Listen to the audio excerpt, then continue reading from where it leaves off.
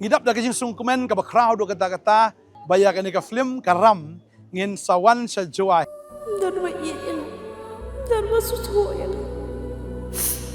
Pila benar tetian yang hindi kajing it kajong pi kanam kerla. Arpsa Centre District Library joy. Kasyu kan long khatway ka ba RBG ka ba sanbat ka ba news po Terakhir kui vi ngin sa kendo kompletisi pun. Amen. Ka Meghalaya Teacher Eligibility Test MTET exam kabalong hakeleng gejala hak arpasal trik naitung kalalong kabayad bait ya renti. Kanik exam kadai kabalapan kenria nak arp kendai trik jemang araja arpun rio. Kidur ki kibalayo lasa ki baha amlarem ki kertong ki ba angnut penlong nohikai kilawan ban shimbenta ha kanik eksamen. Ya ka eksamen ha amlarem la penlong hapo ka jingpet jong kakong lada ka hisulai Associate Center in Charge, Ringkat Umar Stephen Bla, Assistant Professor and Center in Charge has Im Jing Suk High Secondary School Amlarem, hapo ka Center Code Laipoe. Ladon lang ru ke Dr. Kaveri Rabha, MCS Assistant Commissioner Amlarem Civil Subdivision, katba kinohikai kas Im Jing Suk High Secondary School, labo eki kum kinong pet ngor, ban pet bakan yat pet ya renti eksamen.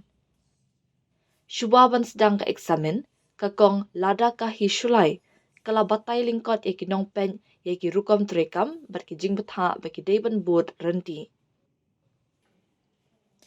Kakong lada ka hisulai, kala airu ka jingkit bok kit ruang ya barok ki kertong ki bayakon ya ka eksamen M10 araja arpun rio. Ha amlarem ki kertong ki bala register barok ki long nyospa lai po arngot, ha ka ba nyospa sangot de ki bawan, bantho ya ka eksamen, bad arpun nyongot kim shimlawan.